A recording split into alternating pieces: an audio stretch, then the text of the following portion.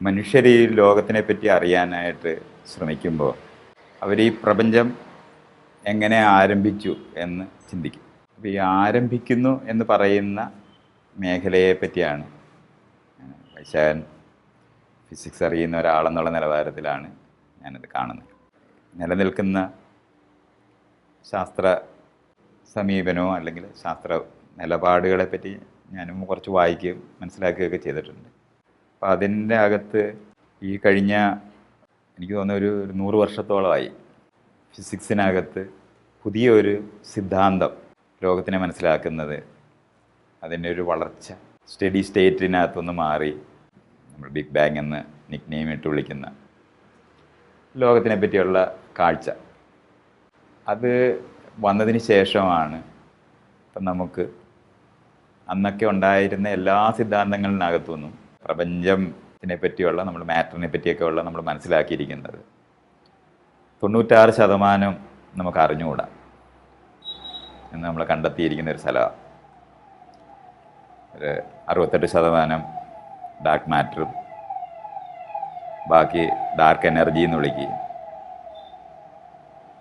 4% visible എന്ന് പറഞ്ഞാൽ നമ്മൾ ഈ പറയുന്ന പ്രപഞ്ചം 4%ആണുള്ളത്. അതിനകത്താണ് നിന്നാണ് നമ്മൾ സംസാരിക്കുന്നതെന്നാണ് നമുക്കിപ്പോൾ അറിയുന്നത്.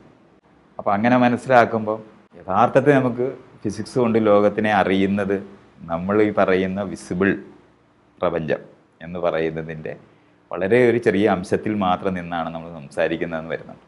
നമുക്ക് മനസ്സിലായ ഒറിജിൻ എന്ന് പറഞ്ഞ് മനസ്സിലാക്കുന്നതൊക്കെ തന്നെ റിവൈസ് ചെയ്യേണ്ടതും രണ്ടാമത് മനസ്സിലാക്കേണ്ടതുമായി നിൽക്കുന്ന പോയിന്റുകളുള്ള ഒരു പ്രപഞ്ച വീക്ഷണം തന്നെയാണ്. അപ്പോൾ അങ്ങനെ വന്ന ഞാനും ഒരു 10-40 വർഷമായിട്ട് തുടരുന്ന ഒരു അന്വേഷണമാണ്. ഞാനും വായിക്കാറുണ്ട്.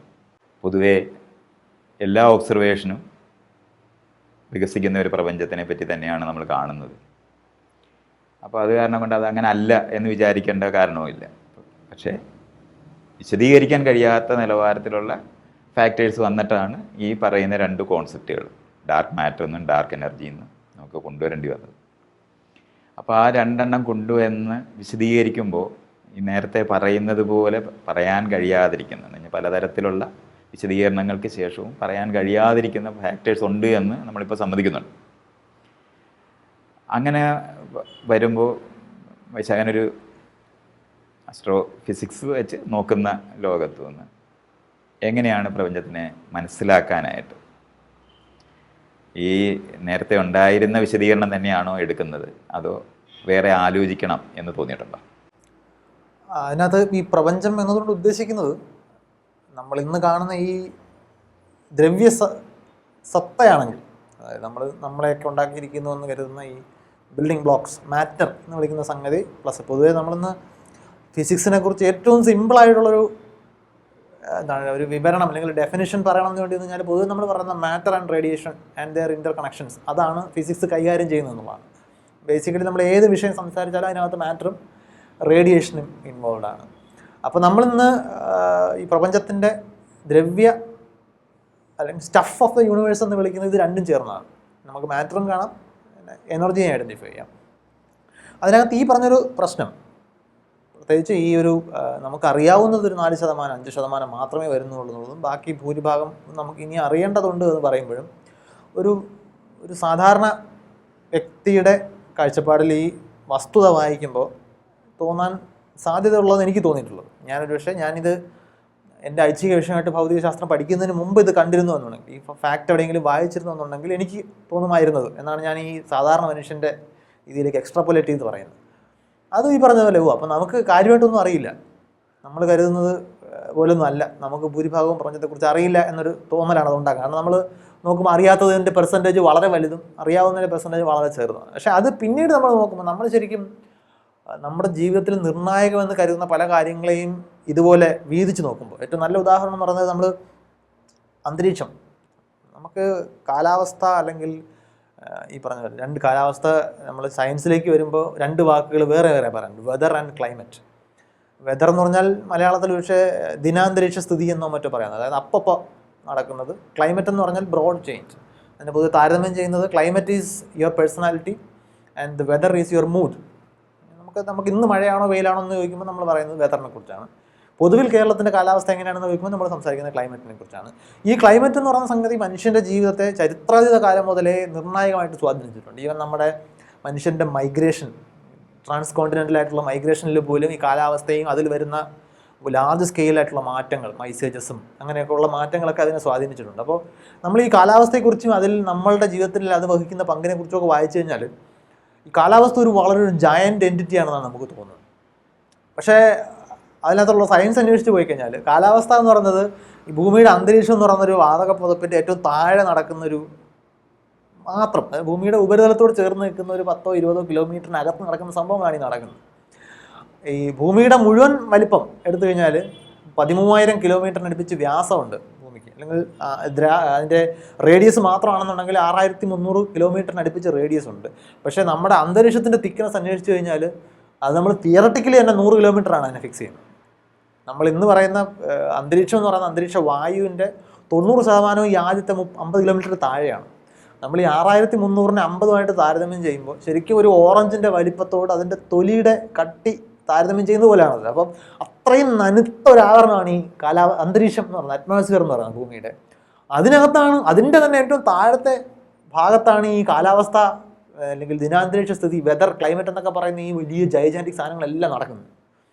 അപ്പോൾ നമ്മൾ നോക്കിക്കഴിഞ്ഞാൽ അതിൻ്റെ ഒരു ദ്രവ്യം എന്ന രീതിയിലോ മറ്റുള്ള അതിൻ്റെ അസ്തിത്വം നോക്കിക്കഴിഞ്ഞാൽ എത്രയും നിസ്സാരമാണ്, അതിൻ്റെ അളവ് വളരെ കുറച്ചേ ഉള്ളൂ. പക്ഷേ നമ്മുടെ ജീവിതത്തിൽ അത് ചെലുത്തുന്ന സ്വാധീനം വളരെ വലുതാണ്. അപ്പോൾ അതിനെയാണ് ഞാൻ ഈ 4% എക്സ്റ്റെൻഡ് ചെയ്യുന്നത്.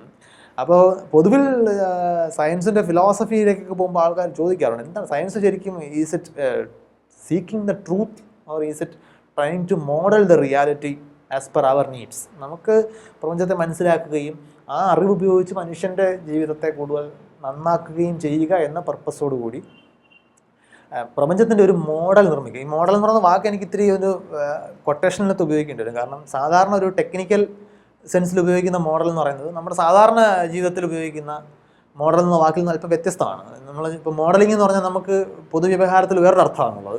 ആ അർത്ഥത്തിലല്ല സയൻസിൽ പൊതുവെ മോഡൽ എന്ന വാക്ക് ഉപയോഗിക്കുന്നത്. അപ്പോൾ അതായത് നിങ്ങൾ അതിനെ ഒരു തിയറട്ടിക്കൽ, ഒരു അബ്സ്ട്രാക്റ്റ് സെൻസിൽ അതിനെ റെപ്രസെൻറ്റ് ചെയ്യുകയും അതുപയോഗിച്ച് നിങ്ങൾക്ക് മെറ്റീരിയൽ വേൾഡിനെ കൂടുതൽ കൃത്യമായി വിശദീകരിക്കാനും പ്രഡിക്റ്റ് ചെയ്യാനും ഒക്കെ കഴിയുമോ എന്നുള്ളതാണ് ഈ മോഡലിംഗ് എന്നുള്ള വാക്ക് ഉപയോഗിക്കുന്നത്. നമ്മൾ സ്കൂളിലൊക്കെ ആറ്റം മോഡൽ എന്നാണ് പഠിക്കുന്നത്, ആറ്റത്തിൻ്റെ മാതൃക എന്ന രീതിയിൽ. അപ്പോൾ അത് ഒരു ഫിലോസഫിക്കൽ ഇഷ്യൂ ആയിട്ട് അവിടെ നിൽക്കുന്നുണ്ട്. ശാസ്ത്രം അതിനെന്താണ് കാണുന്നത്. അപ്പോൾ ഈ 5% നോൺ യൂണിവേഴ്സിൽ നിന്ന് നമ്മൾ ബാക്കി പെർസെൻറ്റേജ് എവിടെയാണ് വന്നതെന്ന് ചോദിച്ചു കഴിഞ്ഞാൽ ആ പെർസെൻറ്റേജ് നമുക്ക് ഈ 5% നിന്നാണ് കിട്ടുന്നത്. നമുക്കറിയാവുന്ന പ്രപഞ്ചത്തിലെ ദ്രവ്യം എത്രയുണ്ട്, അല്ലെങ്കിൽ മാറ്റർ എത്രയുണ്ട് നമുക്ക് കണ്ടെത്താൻ കഴിയും. ഇതിൻ്റെ ഇവല്യൂഷൻ എങ്ങനെയാണ് സംഭവിക്കുന്നത് നമുക്ക് കണ്ടെത്താൻ കഴിയും. അതിൻ്റെ ഊർജ്ജത്തിൻ്റെയും അല്ലെങ്കിൽ അതിലെ ദ്രവ്യത്തിൻ്റെയും ഒക്കെ അളവിനെ നമുക്കറിയാവുന്ന ലോസ് ഓഫ് ഫിസിക്സ് ഉപയോഗിച്ച് കണക്ട് ചെയ്യുമ്പോൾ വി സീ ദാറ്റ് കുറച്ച് കാര്യങ്ങൾ നമുക്ക് കാണാൻ കഴിയുന്നില്ല. അത് മിസ്സിങ് ആണ്, കുറച്ച് എനർജിയും കുറച്ച് മാറ്ററും മിസ്സിങ് ആണ്. അപ്പോൾ ഇന്ന് ഈ കാണുന്ന ഒബ്സർവേഷനോടുകൂടി മാച്ച് ആകണമെന്നുണ്ടെങ്കിൽ ഈ മിസ്സിങ് ആയിട്ടുള്ള സംഗതി എത്ര വേണം, ആ എസ്റ്റിമേറ്റാണ് നമ്മൾ ഈ പറയുന്ന വലിയ പെർസെൻറ്റേജുകൾ. അപ്പോൾ ശ്രദ്ധിക്കേണ്ട കാര്യം, ഈ വലിയ പെർസെൻറ്റേജ് വരുന്നത് നമുക്കറിയാവുന്ന ഈ ചെറിയ പെർസെൻറ്റേജിൽ നിന്ന് തന്നെയാണ്. അപ്പോൾ വേണമെങ്കിൽ അത് അങ്ങനെ തന്നെയാണ്. ഇതിനകത്തുനിന്ന് എക്സ്ട്രാപ്പുലേറ്റ് ചെയ്ത് നമ്മൾ ചെല്ലുന്ന കാര്യം തന്നെയാണ്. കാരണം ഇവിടെ ഇതിങ്ങനെ സംഭവിക്കണമെങ്കിൽ ഇത്തരത്തിലുള്ള മാറ്ററും ഇത്തരത്തിലുള്ള എനർജി ആവശ്യമാണ് എന്ന് കാണുന്നതാണ്, സംശയമൊന്നുമില്ല. ഞാൻ ഈ വിഷയത്തിനകത്ത് ഞാൻ മനസ്സിലാക്കിയത്, ഞാൻ ഇന്ന് ഇപ്പം വശാൻ പറഞ്ഞ ഒരു ഫിലോസോഫിക്കലായിട്ടുള്ളൊരു ഫ്രെയിം വർക്ക് എന്ന് പറയുന്നതാണ്. ഞാൻ ഒരു ആസ്ട്രോഫിസിസിസ്റ്റോ അല്ലെങ്കിൽ ഫിസിസിസ്റ്റോ അല്ലെങ്കിൽ ഏതെങ്കിലും തരത്തിലൊരു സയൻറ്റിസ്റ്റോ അല്ല. പക്ഷെ അതേ സമയത്ത് ഒരു ശാസ്ത്രീയമായിട്ടുള്ള സയൻറ്റിഫിക് ആയിട്ടുള്ള ഒരു ലോകവീക്ഷണമാണ് വേണ്ടതെന്ന് തീരുമാനിച്ച ഒരാളാണ്. അതേ സമയത്ത് തന്നെ ലോകം എന്ന പ്രപഞ്ചത്തിനെ മനുഷ്യർക്ക് എപ്പോഴെങ്കിലും മുഴുവൻ അറിഞ്ഞു തീർക്കാൻ പറ്റും എന്ന് ഞാൻ വിചാരിക്കുന്നില്ല. അതാണ് എൻ്റെ ഒരു പൊസിഷൻ. അപ്പോൾ പ്രപഞ്ചം അറിഞ്ഞു തീർക്കാൻ കഴിയാതിരിക്കുന്നതിന് ഞാൻ കാണുന്ന റീസൺ, പ്രപഞ്ചം നിരന്തരം പുതിയതാകുന്നതും മാറുന്നതുമായ ഒരു പ്രപഞ്ചമാണ്. അത് ഷൂട്ട് ചെയ്ത് വെച്ചിരിക്കുന്ന ഒരു സിനിമ പോലെ ഇരിക്കുന്നതല്ല, കണ്ടു തീർക്കാൻ.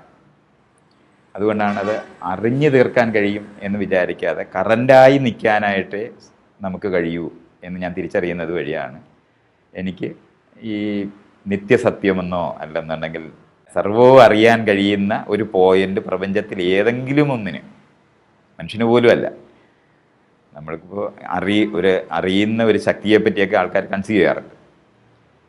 അങ്ങനെ ശക്തിക്ക് പോലും അറിഞ്ഞു തീർക്കാൻ കഴിയുമെങ്കിൽ അതൊരു ഡെഡായി തീരുന്ന ഒരു ശക്തിയായിട്ട് പിന്നെ അതിനെ കാണാൻ പറ്റത്തുള്ളൂ. സർവജ്ഞനായ ദൈവം സാധ്യമല്ലെന്ന് ഞാൻ കാണുന്നത് അങ്ങനെയാണ്.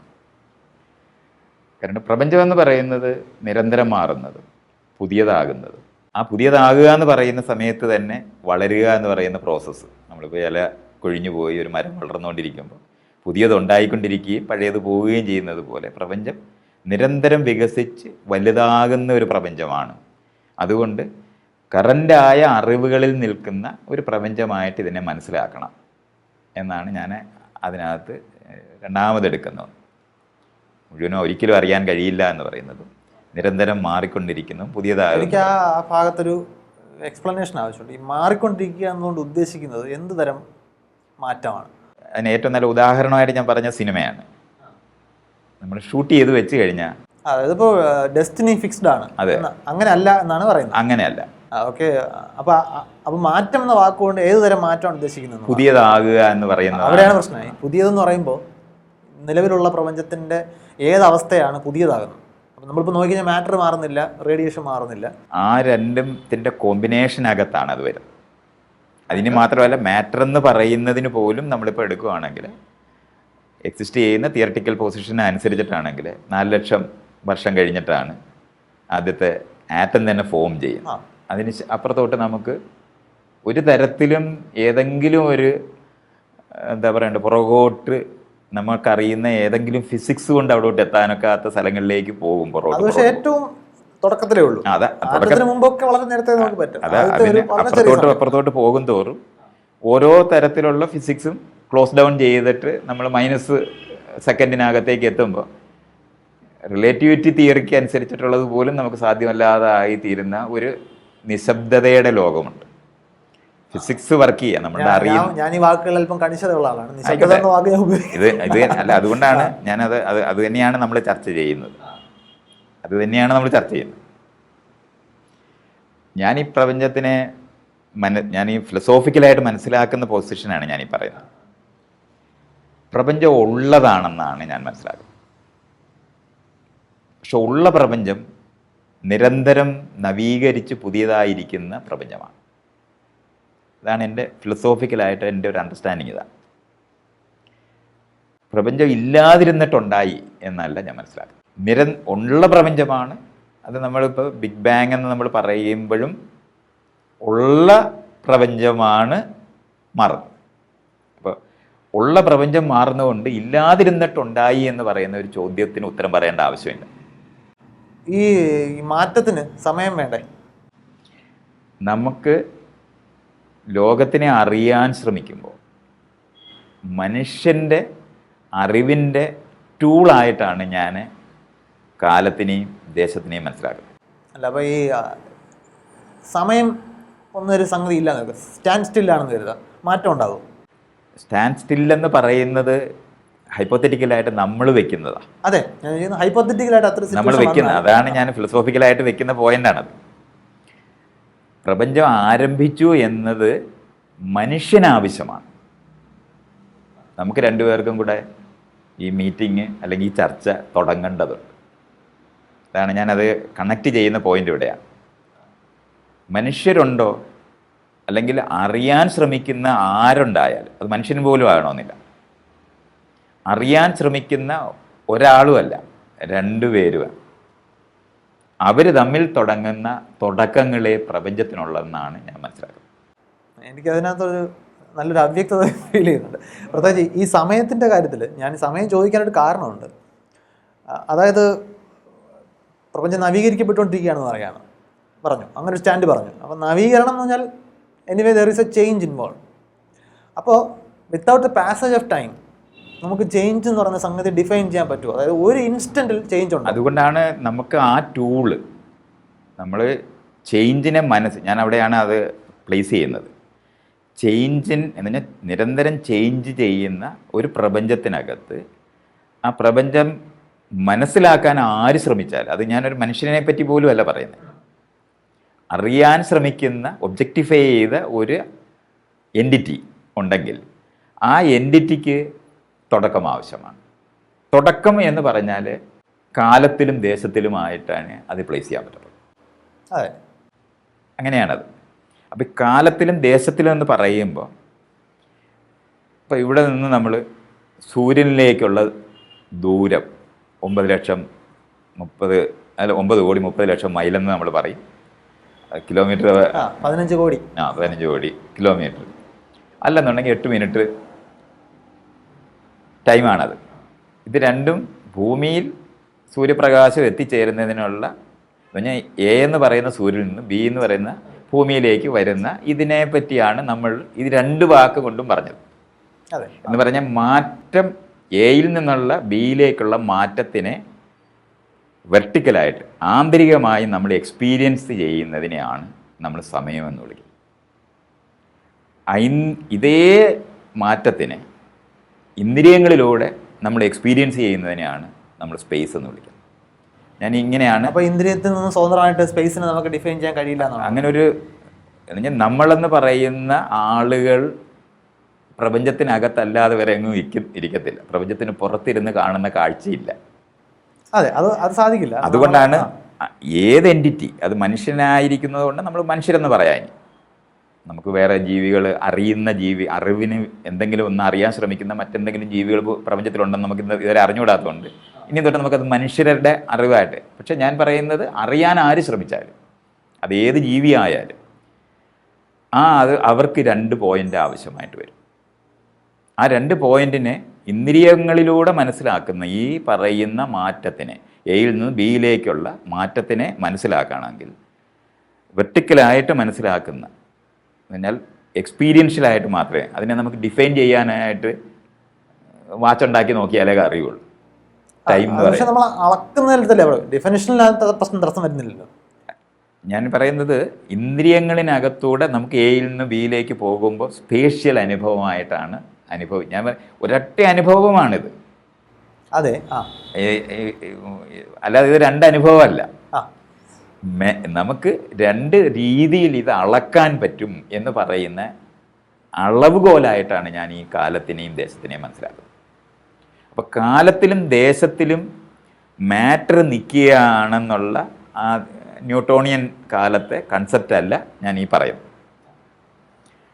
കാലവും ദേശവും എന്ന് പറയുന്നത് ഈ പ്രപഞ്ചത്തിൻ്റെ മാറ്റത്തിനെ മനസ്സിലാക്കുക എന്ന് പറയുന്ന പ്രക്രിയയെ നമ്മൾ ആന്തരികമായ രീതിയിൽ മനസ്സിലാക്കുമ്പോൾ കാലമെന്നും ഐന്ദ്രികമായി മനസ്സിലാക്കുമ്പോൾ ദേശമെന്നും വിളിക്കുകയാണ് ചെയ്യുന്നതെന്നാണ് ഞാൻ മനസ്സിലാക്കുന്നത്. അതിൽ 1-2 പോയിന്റ്സ് എനിക്ക് ചേർക്കാനുണ്ട്. ഒന്ന്, നമ്മൾ രണ്ടും 2 വ്യൂ പോയിന്റിൽ നിന്നാണ് ഈ വിഷയങ്ങളെ. അങ്ങനെ തന്നെയാണ് വേണ്ടത്. അതാണ് ഞാൻ സംസാരിക്കണമെന്ന് ആഗ്രഹിക്കുന്നത്. നമ്മൾ ആ വിഷയത്തെ അപ്രോച്ച് ചെയ്യുമ്പോൾ നമ്മൾ സ്ഥിരം ഉപയോഗിച്ച് ശീലിച്ച ടൂളാണ് എന്ന് പ്രയോഗിക്കുക. അപ്പോൾ എന്നെ സംബന്ധിച്ചിടത്തോളം ഈ സമയവും സ്ഥലവും, സ്പേസ് ആൻഡ് ടൈം എന്ന് പറയുന്ന ഐഡിയ ഞാൻ സംസാരിക്കുന്ന ഞാൻ കുറേ കാലം കൊണ്ട് പഠിച്ചൊരു ഫിസിക്സിൻ്റെ പശ്ചാത്തലത്തിലാണ്.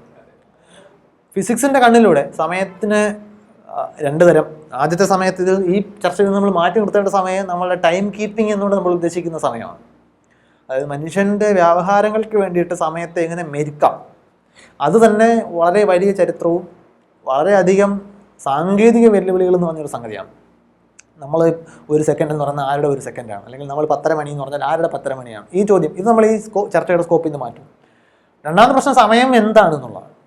നമ്മൾ ഭൗതികശാസ്ത്രത്തിൽ ഒരുപാട് അളവുകളെ കുറിച്ച് സംസാരിക്കാറുണ്ട്. ഇപ്പോൾ മൊമെൻറ്റം എന്ന വാക്ക് ഉപയോഗിക്കാം, എനർജി എന്ന വാക്ക് ഉപയോഗിക്കാം, ഒരുപാട് അത്തരം വാക്കുകൾ. അതുപോലൊരു അളവായിട്ടാണ് നമ്മൾ ടൈമിനെയും കൈകാര്യം ചെയ്യുന്നത്. നമ്മൾ ഫിസിക്സിലെ മിക്കവാറും ഇക്വേഷനുകളിൽ ടി എന്ന് പറയുന്ന ലെറ്ററിൻ്റെ രൂപത്തിൽ, ഇപ്പോൾ v=u+at എന്ന് പറയുന്ന സ്കൂളിൽ പഠിക്കുന്ന ഒരു ചലന സമവാക്യം എന്നാണ് വിളിക്കുന്നത്, ഇക്വേഷൻ ഓഫ് മോഷൻ. അതിനകത്തൊരു ടി ഉണ്ട്. അതുപോലെ കുറച്ചുകൂടി സങ്കീർണമായ ഒരു ക്വാണ്ടം ഭൗതികത്തിലേക്ക് പോയി കഴിഞ്ഞാൽ ഒരുപക്ഷെ ∂2 എന്നൊക്കെ പറഞ്ഞിട്ട് വലിയ സമവാക്യത്തിൻ്റെ കൂടെ ഒരു ∂ψ/t ആണ്. ആ ടിയും ഒരു സമയമാണ്. പക്ഷെ ഈ സംഗതി എന്താണെന്ന് ചോദിച്ചു കഴിഞ്ഞാൽ നമുക്ക് ഇതുവരെ സെറ്റിൽ ചെയ്യാൻ കഴിഞ്ഞിട്ടില്ലാത്തൊരു പ്രശ്നമാണ്. അതാണ് ആ സെറ്റിൽ ചെയ്യാൻ കഴിഞ്ഞിട്ടില്ല എന്ന് പറയുന്നത് ഞാൻ ഫിസിസിസ്റ്റുകൾ പറഞ്ഞ് കേൾക്കാറുള്ളത് കൊണ്ടാണ്. ഞാൻ ഇപ്പോൾ ഒരുവിധമുള്ള അസ്ട്രോഫിസിസിസ്റ്റുകളും അല്ലെന്നുണ്ടെങ്കിൽ ടൈമിനെ പറ്റി വാട്ട് ഈസ് ടൈം എന്നൊക്കെ പറഞ്ഞവർ പറയുമ്പോൾ ഞാൻ ഈ ലോകത്തിനെ നമ്മൾ ശാസ്ത്രം ഉപയോഗിച്ചിട്ട് മനസ്സിലാക്കാൻ ശ്രമിക്കുന്ന സമയത്തെല്ലാം ഇത് ഡിഫൈൻ ചെയ്യപ്പെടാൻ പറ്റാതെ പോവുകയും ഇപ്പോൾ ഐൻസ്റ്റൈൻ വരുന്ന സമയത്ത് സ്പേസ് ടൈം കണ്ടിന്യൂം എന്ന് പറയുന്ന കോൺസെപ്റ്റ് ഉപയോഗിച്ചിട്ടാണ് അദ്ദേഹം അതിനെ ചേർത്താണ് പറയുന്നത്. അപ്പോൾ 4th ഡയമെൻഷൻ ആയിട്ടാണ് അതിനെ കൺസീവ് ചെയ്തിട്ടുള്ളത്. ഞാനിത് ഞാൻ എന്ന് പറഞ്ഞാൽ എൻ്റെ പ്രശ്നമായിട്ടാണ് ഞാൻ ഈ ലോകത്തിനെ മനസ്സിലാക്കാനായിട്ട് ഞാൻ ശ്രമിക്കുമ്പോൾ ഞാൻ സെറ്റിൽ ഡൗൺ ചെയ്ത പോലെ ഫീൽ ചെയ്യുന്ന ഒരു സ്ഥലമാണ്. നമുക്ക് എങ്ങനെയെങ്കിലും സെറ്റിൽ ചെയ്തേ പറ്റുള്ളൂ അവസ്ഥ എല്ലാവർക്കും ഉണ്ട്. സെറ്റിൽ ഡൗൺ ചെയ്തതായിട്ട് ഞാൻ അനുഭവിച്ച പോയിന്റാണ് ഞാൻ ഈ പറയുന്നത്. മനുഷ്യൻ എന്ന് പറയുന്ന എന്ന് പറഞ്ഞാൽ അറിയുന്നവൻ ആരാണോ അറിയുന്നവൻ അത്ര മാത്രമേ ഞാൻ എടുക്കുന്നുള്ളൂ. അറിയുന്നത് അത് മനുഷ്യനായിരിക്കുന്നു എന്നുള്ളതുകൊണ്ട് നമ്മൾ മനുഷ്യരായിരിക്കുന്നതുകൊണ്ട് നമ്മളത് അങ്ങനെ പറയുന്ന മനുഷ്യർക്ക് മാത്രമാണ് തുടക്കങ്ങൾ ആവശ്യമുള്ളത്. പ്രപഞ്ചത്തിനകത്ത് തുടക്കം ആവശ്യമില്ല. ഇതാണ് ഞാൻ മനസ്സിലാക്കുന്നത്. പ്രപഞ്ചത്തിനെ അറിയാൻ ആര് എന്ന് എവിടെ ശ്രമിച്ചാലും അവർക്കൊരു ബിന്ദു വേണ്ടി വരും, ഒരു തുടക്കം ആവശ്യമില്ല. അതെ, ഈ തുടക്കം മനുഷ്യന് ആവശ്യമായിരിക്കുന്നത് കൊണ്ടാണ് പ്രപഞ്ചത്തിൻ്റെ തുടക്കത്തിനെ പറ്റി മനുഷ്യരാലോചിച്ചെന്നുള്ളതാണ് ഞാൻ പറയുന്നത്. പ്രപഞ്ചം ഉള്ളതാണ്.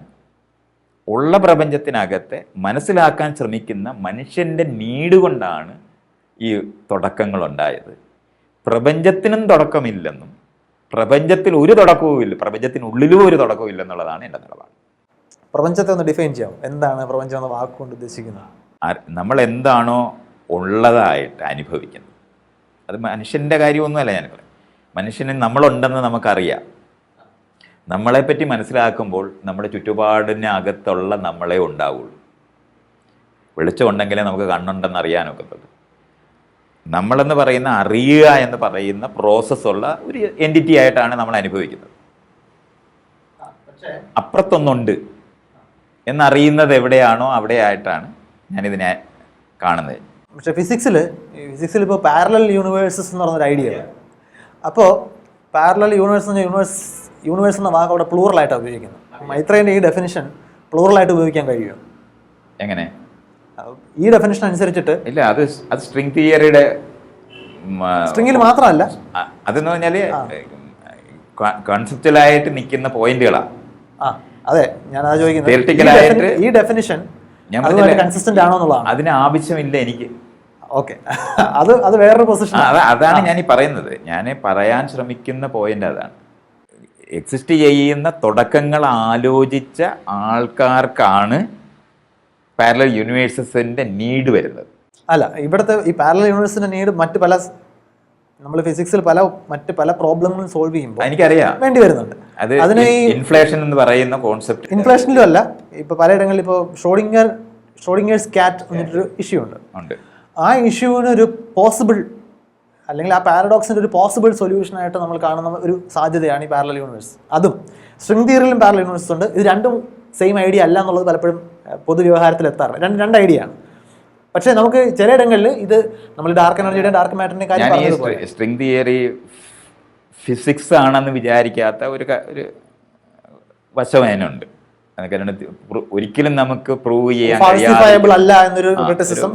അതിന് 11 ഡയമെൻഷൻ ആവശ്യമാണ് വിശദീകരിച്ച് തീരണമെങ്കിൽ. അപ്പോൾ അങ്ങനെ 11 ഡയമെൻഷൻ ആവശ്യമായതുകൊണ്ട് വിശദീകരിച്ച് തീരാനായിട്ട് വിശദീകരണം എന്നുള്ള നിലവാരത്തിൽ അതിപ്പോൾ ഞാൻ പറയുന്നതിനപ്പുറത്തോട്ട് അതിന് എത്താൻ കഴിയില്ല എന്ന് എനിക്കറിയാം.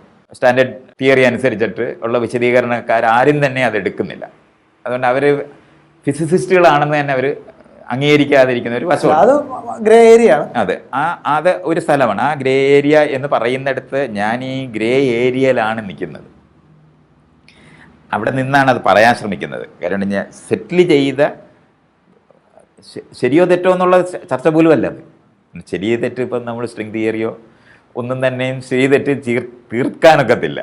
മാത്തമെറ്റിക്കലായിട്ട് വർക്കൗട്ട് ചെയ്ത് കാണിക്കാൻ പറ്റും എന്നുള്ളതല്ലാതെ അത് എവിടെ ആർക്കെങ്കിലും എക്സ്പീരിയൻഷ്യലായിട്ട് അത് എപ്പോഴെങ്കിലും അറിയാൻ കഴിയുമോ എന്നുള്ള കാര്യവും സാധ്യമല്ലാത്ത തരത്തിലാണ് അത് നിൽക്കുന്നത്. അതുകൊണ്ട് പാരലൽ യൂണിവേഴ്സ് എന്ന് പറയുന്നത് കൺസെപ്റ്റുവലായിട്ട് നമ്മളിരുന്ന് പറയുന്നു എന്നുള്ളതല്ലാതെ നമുക്ക് തെളിവ് സഹിതം, എവിഡൻസ് എന്ന് പറഞ്ഞ കൺസെപ്റ്റ് വെച്ചിട്ടാണ് നമ്മൾ സയൻസ് പഠിക്കുന്നതെങ്കിൽ നമുക്ക് പറയാൻ പറ്റത്തില്ല. ഇത് അങ്ങനെ തന്നെ മനസ്സിലാക്കിക്കൊണ്ടാണ്. പക്ഷെ വിശദീകരിക്കാൻ പറ്റും, അതിന് സംശയമൊന്നുമില്ല. മാത്രമല്ല എവല്യൂഷനോട് വളരെ സാമ്യമുള്ള ഒരു കാര്യവുമാണ്. കാരണം എത്രയോ ആയിരം പ്രപഞ്ചങ്ങൾ ഉണ്ടാകുന്നതിനകത്ത് ഒന്നാണ് റിയലൈസ് ചെയ്യുന്നതെന്ന്. അല്ലാതെ അല്ല. ഒരു പക്ഷേ എവല്യൂഷൻ നമ്മൾ ഉദ്ദേശിച്ചത് ബയോളജിക്കൽ എവല്യൂഷൻ ആണോ? ഞാൻ പറഞ്ഞ ബയോളജിക്കൽ എവല്യൂഷൻ എന്ന് പറയുന്ന അത് തമ്മിലൊരു സാമ്യം ഇൻവോക്ക് ചെയ്യേണ്ട സിറ്റുവേഷൻ അല്ല എന്നാണ് ഞാൻ എനിക്കറിയാം. പക്ഷെ ആളുകൾ അത് പറയാറുണ്ട്, സയന്റിസ്റ്റുകൾ തന്നെ പറയുന്നുണ്ട്. അപ്പം ഞാനത് അങ്ങനത്തെ ഒരു പോയിന്റ് അവർക്ക് പറയാൻ കഴിയുന്നത് ബയോളജിക്കൽ എവല്യൂഷനെ പറ്റി മനസ്സിലാക്കിയിട്ടാണ്. ഈ ഫ്രെയിം അവിടെ ഉപയോഗിക്കാൻ കഴിയും, കൂട്ടത്തിൽ ഫിറ്റസ്റ്റ് ആയിട്ടുള്ള ഒന്ന് വരുന്നു, അതുകൊണ്ട് മാത്രമാണ് ജീവനുള്ള ഒരു പ്രപഞ്ചം, ജീവൻ സാധ്യമായുള്ള, ബാക്കിയുള്ളതിനൊന്നും ജീവൻ ആവശ്യമില്ല എന്ന് ഒക്കെ പറയുന്ന നിലവാരത്തിൽ അതിനെ വിശദീകരിക്കുകയൊക്കെ ചെയ്യുന്നത് ഞാനിത് വായിക്കുന്നതുകൊണ്ട് അറിയുന്നതാണ്. പക്ഷേ അവരാ പറയുന്ന വിശദീകരണങ്ങളെക്കാളും എളുപ്പമായിട്ട് മനസ്സിലാക്കാൻ പറ്റുന്ന പ്രപഞ്ചത്തിനെ പറ്റി നമുക്ക് കുറച്ചുകൂടെ സമാധാനപൂർണമായി അതിനെ കാണാൻ പറ്റുന്ന ഒരു കാര്യമാണ് പ്രപഞ്ചം ഉള്ളതാണെന്ന് എന്ന് പറഞ്ഞാൽ ഇല്ലാതിരുന്നിട്ടുണ്ടായി എന്ന് കാണുന്നതിന് പകരം ഉള്ള പ്രപഞ്ചത്തിൽ വരുന്ന മാറ്റങ്ങളെ എന്ന് പറഞ്ഞാൽ നിരന്തരം മാറുക എന്നുള്ളത് നമ്മളെല്ലാവരും അനുഭവിക്കുന്നതാണ്. അത് ഇനി നമുക്ക് ഡിസ്പ്യൂട്ട് ചെയ്യേണ്ട കാര്യമുണ്ടെന്ന് എനിക്ക് തോന്നുന്നില്ല. പ്രപഞ്ചം മാറുന്നു എന്ന് പറയുന്ന അനുഭവം, അത് ഇവോൾവിങ്, അത് ഒരു മാക്രോ വ്യൂവും ഒരു മൈക്രോ വ്യൂ അതിനകത്തുണ്ട്. ഇപ്പം നമ്മുടെ ഡെയിലി ലൈഫ് നോക്കിക്കഴിഞ്ഞാൽ എവറി ഇൻസ്റ്റൻറ്റ് എന്ന് പറയുന്നത് ഓരോ സീക്വൻസ് ഓഫ് ചേഞ്ചസ് ആണ്, ഓരോ ബ്രാഞ്ച്. പക്ഷെ നമ്മുടെ ഫിസിക്സിന്റെ കാഴ്ചപ്പാടിലുള്ള പ്രപഞ്ചത്തിന്റെ മാറ്റം മാക്രോ സ്കെയിലുള്ള മാറ്റം. അത് തന്നെ, ആ മാക്രോ സ്കെയിലിലും മാറ്റമില്ലാതിരിക്കുന്ന ഒരു പോയിന്റ് പ്രപഞ്ചത്തിന്റെ ഏതെങ്കിലും ഒരു സ്ഥലത്ത് പറയാൻ പറ്റുമോ? അല്ല, അവിടെയാണ് ഞാൻ നേരത്തെ എപ്പോഴും പറഞ്ഞ മാറ്റം എന്നുകൊണ്ട് എന്താണ് ഉദ്ദേശിക്കുന്നത് എന്നുള്ള ചോദ്യം വരേണ്ടി വരുന്നത്. ഇപ്പോൾ ഉദാഹരണത്തിന് ഇപ്പോൾ ഒരു ഗാലക്സിയിൽ നക്ഷത്രങ്ങൾ ഗാലക്സിയുടെ സെൻറ്ററിന് ചുറ്റും ഗ്രാവിറ്റേഷണലി ബൗണ്ടാണ്. അപ്പോൾ അത് നക്ഷത്രങ്ങൾ ഗാലക്സിയുടെ സെൻറ്ററിന് ചുറ്റും കറങ്ങുന്നു. അപ്പം നക്ഷത്രങ്ങൾ ആ ഗാലക്റ്റിക് സെൻറ്ററിനെ അപേക്ഷിച്ച് നക്ഷത്രങ്ങളുടെ സ്ഥാനം നോക്കിക്കഴിഞ്ഞാൽ അത് ഓരോ സെക്കൻഡിൽ മാറും. അതൊരു മാറ്റമാണ്. പക്ഷേ അതിനകത്തൊരു നിയതമായൊരു ക്രമമുണ്ട്. കാരണം that is governed by the laws of gravity എങ്ങനെയാണ് ആക്ട് ചെയ്യുന്നത് അതിനനുസരിച്ചൊരു ക്രമമാണ്. അപ്പോൾ അതിനെ ആണോ ഈ രൂപത്തിൽ ഇവല്യൂഷൻ എന്ന അർത്ഥത്തിൽ അതിനെ വിളിക്കാമോ എന്ന് എനിക്ക് സംശയം. അല്ല, ഡസ്റ്റ് നക്ഷത്രമായി മാറിക്കൊണ്ടിരിക്കുക എന്ന് പറയുന്ന പ്രോസസ്സ് അപ്പൊ ഞാൻ അത് പറയുന്നത് ഫോം ചെയ്യുക എന്ന് പറയുന്നത് തന്നെ ഉണ്ടാകുന്നു. അല്ല, അപ്പൊ അതിനകത്തെല്ലാം നമുക്ക് ഓൾറെഡി നമ്മൾ ഡീസൈഫർ ചെയ്ത കുറെ കോസ് ആൻഡ് ഇഫക്ട്സ് അല്ലെങ്കിൽ ഒരു കാര്യകാരണ ബന്ധങ്ങൾ വർക്ക് ചെയ്യുന്നതായിട്ട് നമുക്കറിയാം. ഞാൻ പറയുന്ന ഇപ്പോഴാണ് നമ്മൾ ആ വിഷയത്തിന് ഇപ്പോൾ എന്താണ് വൈശാഖൻ പറഞ്ഞ ആ പോയിന്റാണ്. കാര്യകാരണം എന്ന് പറയുന്നത് മനുഷ്യൻ ലോകത്തിനെ മനസ്സിലാക്കാൻ ഉപയോഗിക്കുന്ന അവൻ്റെ ഏറ്റവും വലിയ വികാസത്തിന് ഏറ്റവും വലിയ സഹായിച്ചിട്ടുള്ള ഒരു അണ്ടർസ്റ്റാൻഡിംഗ് ആണ് കാര്യകാരണം. ലോജിക്കിന്റെ അടിസ്ഥാനം അതിലാണല്ലോ. അതെ, കാര്യകാരണം. പക്ഷെ ഞാൻ പറയുന്നത് ഈ കാര്യം എന്ന് പറയുന്ന കാരണം എന്ന് പറയുന്നത് പ്രയർ കണ്ടീഷനെയാണ് നമ്മൾ കാരണം എന്ന് വിളിക്കുന്നത്. തൊട്ട് മുമ്പുള്ള കണ്ടീഷൻസ് ഇങ്ങനെ ആയാൽ ഈ റിസൾട്ട് ഇങ്ങനെ ആകും എന്ന് പറയുന്നതല്ലാതെ യഥാർത്ഥത്തിൽ കാരണമായി അത് ഇരിക്കുന്നേയില്ല. ഇപ്പം ഞാൻ കുഞ്ഞായിരുന്ന ഒരാൾ കുഞ്ഞെൻ്റെ കാരണമായിരിക്കുന്നു എന്നല്ല മനസ്സിലാക്കേണ്ടത്. പക്ഷെ നമുക്ക് പ്രയർ കണ്ടീഷൻ നോക്കുകയാണെങ്കിൽ ആ കുട്ടി തന്നെയാണ് ഇവിടെ ഈ പ്രായമായിരിക്കുന്ന ആളായി മാറിയതെന്ന് കാണാം. അപ്പോൾ കാര്യകാരണം എന്ന് പറയുന്നത് കണ്ടീഷൻസ് നമ്മൾ ലോകത്ത് ഉണ്ടാക്കാമെങ്കിൽ അടുത്തത് എങ്ങനെ ജീവിക്കാൻ പറ്റും, ഇതെങ്ങനെ നമുക്ക് ആവർത്തിക്കാൻ പറ്റും എന്ന് കണ്ടെത്തിയ മനുഷ്യൻ്റെ കഴിവ് കൊണ്ടാണ് നമുക്ക് ലോകത്തിനെ ട്രാൻസ്ഫോം ചെയ്യാൻ കഴിയുന്നതും മനസ്സിലാക്കാൻ കഴിയുന്നതും. അതെനിക്ക് സംശയമൊന്നുമില്ല. പക്ഷേ കാരണവും കാര്യവുമായി പ്രപഞ്ചം ഒരു സമയത്തും ഇരിക്കുന്നില്ല എന്നുള്ളതാണ് ഞാൻ പറയുന്നത്. പ്രയർ കണ്ടീഷനെയാണ് തൊട്ട് മുമ്പുള്ള അവസ്ഥ ഇങ്ങനെ ആയാൽ ഇങ്ങനെ ആകും എന്ന് പറയുന്ന തുടർച്ചയ്ക്കകത്താണ് നമ്മളത് പറയുന്നത്. ഇതുകൊണ്ടാണ് ഞാൻ ഈ ചേഞ്ച് എന്ന് പറയുന്നത്, മാറ്റം എന്ന് പറയുന്നത് പ്രയർ കണ്ടീഷൻസിൽ നിന്ന് ഈ പ്രസൻറ്റ് കണ്ടീഷനിലേക്കുള്ള ദിശ, ഇതിനെയാണ് നമ്മൾ ടൈമിനൊരു ദിശയുണ്ട്, ആരോ ഓഫ് ടൈം എന്ന് പറയുന്നത്. അപ്പം ആ മാറ്റത്തിനെ കാരണം കാര്യം എന്ന് പ്രപഞ്ചത്തിനെ മനസ്സിലാക്കാതെ കണ്ടീഷൻസ് തൊട്ട് മുമ്പുള്ള കണ്ടീഷൻ ഇങ്ങനെ ആണെങ്കിൽ ഇങ്ങനെ സംഭവിക്കും എന്ന് മനസ്സിലാക്കുകയാണെങ്കിൽ കാര്യകാരണം മോശമായതുകൊണ്ടല്ല, തെറ്റായതുകൊണ്ടുമല്ല. നമുക്ക് ഉപയോഗിക്കാൻ കഴിയുന്ന അതാണ്. നമുക്കത് അങ്ങനത്തെ ഒരു കാഴ്ച ഒരു ജീവി എന്നുള്ള നിലവാരത്തിൽ നമ്മൾ കണ്ടെത്തിയത് കൊണ്ടാണ് നമുക്ക് സകലതും ട്രാൻസ്ഫോം ചെയ്യാൻ കഴിഞ്ഞതെന്നുള്ളത് എനിക്കറിയാവുന്ന ആളാണ്. അതുകൊണ്ട് ഞാനത് അങ്ങനെ ഇല്ല എന്നുള്ള പറയുകയല്ല. ഞാൻ പറയുന്നത് അതിനെ തന്നെ നമുക്ക് കാര്യകാരണം എന്നുള്ള നിലവാരത്തിൽ പ്ലേസ് ചെയ്യാതെ തൊട്ടു മുമ്പുള്ള കണ്ടീഷൻസിനെ ആയിട്ട് കാരണത്തിനെ മനസ്സിലാക്കാമെങ്കിൽ മറ്റൊരു ആവശ്യവുമില്ലാതെ നമുക്കിത് മനസ്സിലാക്കാൻ പറ്റും. ഈ കണ്ടീഷൻ അപ്പോൾ കാരണം അന്വേഷിച്ച് ഫസ്റ്റ് കോസ് എന്ന് പറയുന്നതിനകത്ത് ചെന്ന് എല്ലാവരും പെട്ടിട്ടുണ്ട് ഫിലോസഫി. ആ ഫസ്റ്റ് കോസിൽ പോകേണ്ടി വരുത്തേയില്ല. കാരണം നമുക്ക് അത് അവിടെയാണ് ഉള്ളതാണ് പ്രപഞ്ചം എന്ന് മനസ്സിലാക്കാമെങ്കിൽ ഫസ്റ്റ് കോസ് നമുക്ക് വേണ്ട. നമ്മൾ ആരംഭിക്കുന്നിടത്തു നിന്നേ, നമ്മൾ അറിയാൻ ആരംഭിക്കുന്നിടത്തു നിന്നേ നമുക്ക് തുടക്കാനൊക്കത്തുള്ളൂ. ഇപ്പം നമ്മൾ രണ്ടുപേരും കൂടി ഇവിടെ ഇരിക്കുന്നു. ഇവിടെ ഇരുന്നിട്ട് നമ്മൾ ഡൽഹിയിലേക്കുള്ള ദൂരം അളക്കുമ്പോൾ ഇവിടുന്ന് അളക്കാനേ നമുക്ക് പറ്റൂ. അതിവിടെ സ്പെഷ്യലാകുന്ന എന്തെങ്കിലും കാരണം കൊണ്ടല്ല. മനുഷ്യൻ സയൻസിന്റെ ചരിത്രത്തിൽ മനുഷ്യൻ ആദ്യം കാണിച്ച മിസ്റ്റേക്ക് അതാണ്. മനുഷ്യനെ സ്വയം നിർത്തിയിട്ട് ഫ്രണ്ട് നിർത്തി. അതാണ് ഞാൻ ഈ ഒരു അറിവ് നമുക്ക് ഉണ്ടെങ്കിൽ മനുഷ്യൻ അറിയാൻ ശ്രമിക്കുന്നത് കൊണ്ടുണ്ടായ തുടക്കങ്ങളെ പ്രപഞ്ചത്തിലുള്ളതെന്നുള്ളതാണ് ഞാൻ പറയുന്നത്.